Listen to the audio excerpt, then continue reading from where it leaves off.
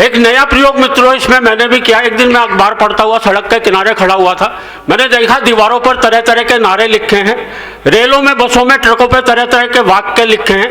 मैंने एक अखबार की खबर पढ़ ली, दूसरी सड़क के किनारे लिखी हुई वो बात। अखबार पढ़ रहा था, अखबार में खबर छपी हुई थी, हम देश को 21वीं सदी में ले जा रहे हैं। अचानक मेरी निगाह ट्रक के पीछे गई, बहुत बढ़िया बात मिली। बात आप तक पहुंचे तो आपकी तालियां उठनी चाहिए। हम देश को 21वीं सदी में ले जा रहे हैं, गति सीमा 40।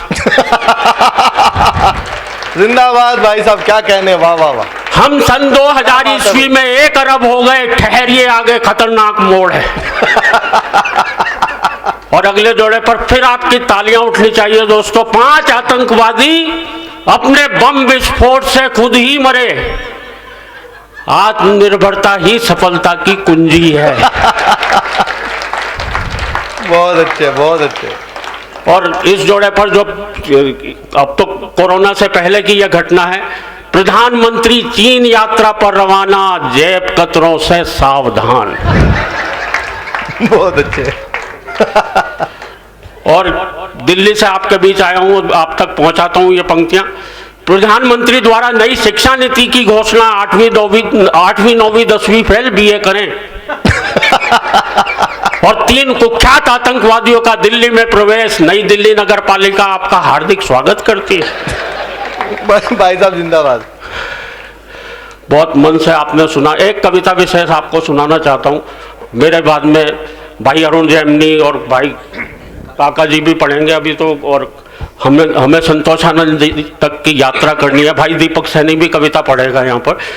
इन तक की यात्रा करनी है। हमारे काव्य के शिखर यहाँ पर आज उपस्थित हैं। उनकी आप लोग बड़े मन से सुनना। देखो, कवियों को अच्छे ढंग से सुनना चाहिए, और हरियाणा में विशेष तौर पे, और वो भी गुन्नौर जैसी जगह में इतने प्यार से, इतने मन से आप लोग सुनते हैं। उसके लिए मैं कवियों से निवेदन करता हूँ कि इस जनता के लिए तालियां वो बजाए, इतने मन से आप सुनते हैं।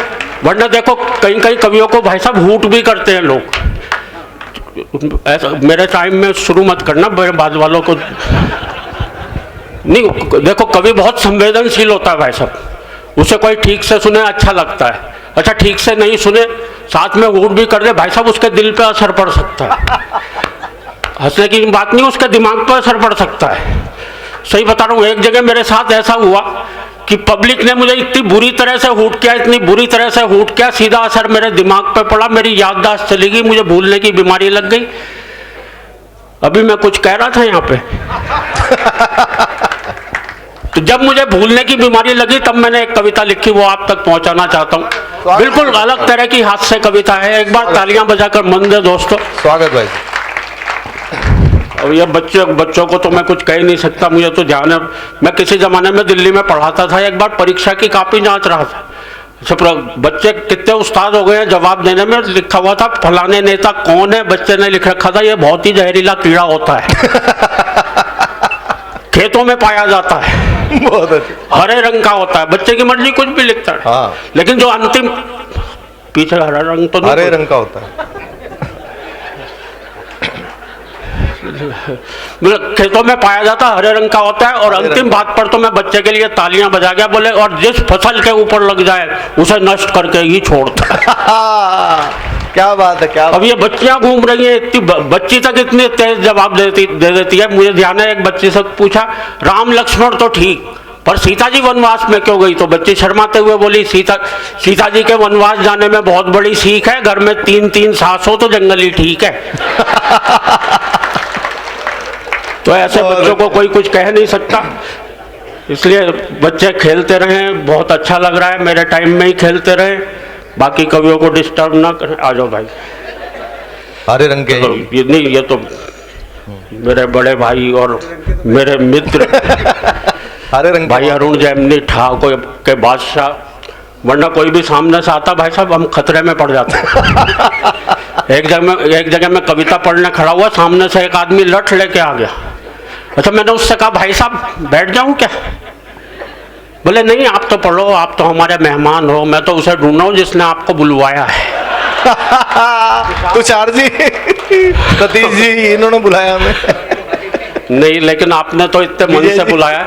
कविता शुरू करता हूँ मित्रों, एक बार तालियां बजा दे।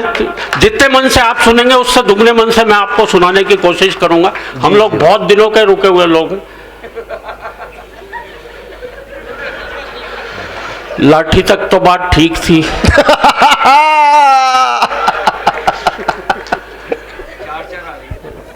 नहीं, अब तो मैं बैठ ही जाता हूँ।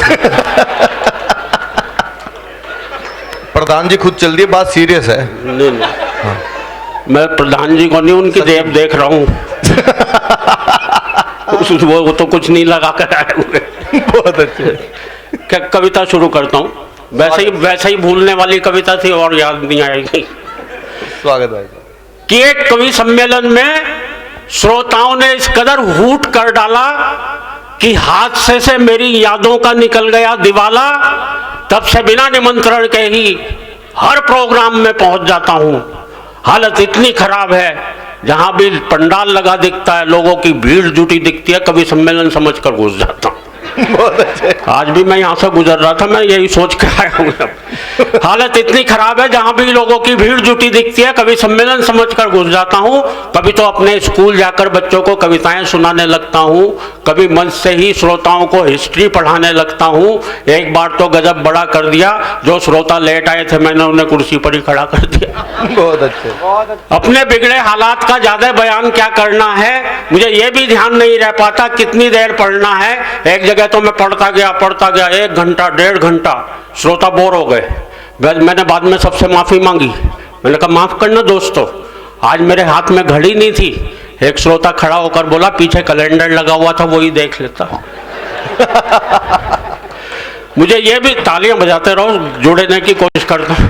मुझे ये भी ध्यान नहीं रह पाता कितनी ही देर पढ़ना है, बात हो गई है काबिले गौर की। मुझे ये भी ध्यान नहीं रह पाता अपनी ही पढ़ना हूं या किसी और की। पूरे दिमाग में हेरा फेरी है कि जब कोई और पढ़ता है और जमता है, तब लगता है यार ये कविता तो मेरी है। एक जगह मैंने एक कागज, जेब से कागज निकाल के पढ़ना शुरू कर दिया। 5 किलो आटा, आधा किलो नमक टाटा, 6 लाइफ बॉय, 250 ग्राम चाय। एक श्रोता खड़ा हो गया करके हाय, बोले हद हो गई है डिसिप्लिन के अनुशासन की, कविता सुना रहा या लिस्ट अपने घर के राशन की। और अगली पंक्ति पर आप सबकी तालियां उठनी चाहिए। दूसरा श्रोता बोला इसे ही सुनाए जाओ। वाह वाह, इरशाद इरशाद, घर पर और क्या क्या ले जाना हम सब भी कर लेंगे याद। बहुत अच्छे, बहुत अच्छे भाई, वाह महेंद्र जी वाह। वैसे मियाँ आप किस फ्रेम में है, ऐसी एक एक कविता तो हम सबकी जेब में है। घर वाले भी मुझसे कुछ नहीं कहते हैं, क्योंकि मैंने एक दिन घरवाली से पूछ लिया था ये घर में महेंद्र अजनबी कौन है, जिसके रोज रोज फोन आते रहते हैं। दाढ़ी बनाने के बाद एक बार तो और भी गजब कर दिया, जब मैंने अपनी पत्नी से पूछा ये आईने में आदमी कौन था जिसकी मैं इतनी बढ़िया सेव कर गया। रात को सोते समय और भी लफड़े में रहता हूँ। मेरा कुत्ता तो आराम से बिस्तर पर सोता है, मैं पलंग के नीचे कूं करता रहता कुछ समझ नहीं पाता हूँ। पत्नी पुचकारते हुए उसे बुलाती है, धूम मिलाते हुए मैं पहुंच जाता हूँ। फुर्ती का ऐसा प्रमाण देता हूँ, वो रोटी उसे डालती है, पहले मैं लपक लेता हूँ। सवाल खड़े हो गए हैं रोजन मुझे यही पता नहीं लग पा रहा है भूलने की बीमारी मेरे कुत्ते को लगी है या मुझे। और दोस्तों भूलने का आलम यह है, तेल हाथ में लिया सर पे मलना भूल गए, कुर्सी पर बैठे उठना भूल गए, चौराहे पर खड़े हुए चलना भूल गए।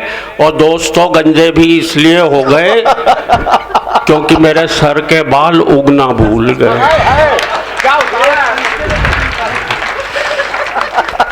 पत्नी बोली एक बार मेरे घर भरतार हेल्प करा दो, गीले कपड़े ऊपर फैला दो। ऊपर जाते ही दिमाग भटक गया, मैंने कपड़े तो चारपाई पर पट के खुद तार पर लटक गया।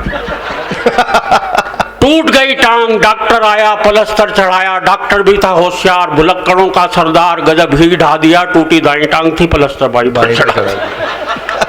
और दोस्तों भूलने पर इससे बड़ी बात कोई कह नहीं सकता जो मैं कहने जा रहा हूँ। मैं क्या कहने जा रहा था ये तो भूल ही गया।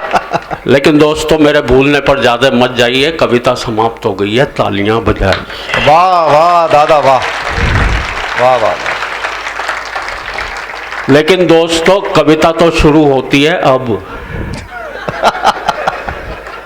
मैं ही नहीं, ये सारे कवि, आप और हम सब हम सब न जाने किन ख्यालों में झूले हुए हैं, हम सभी कुछ न कुछ भूले हुए हैं। क्या बात है भाई साहब, वाह वाह वाह वाह। हम सब न जाने किन ख्यालों में झूले हुए हैं, हम सभी कुछ न कुछ भूले हुए हैं। हम भूल गए हैं आपस का प्यार, हम भूल गए हैं मेहमान का सत्कार, आए दिन टूटने वाले घर बार।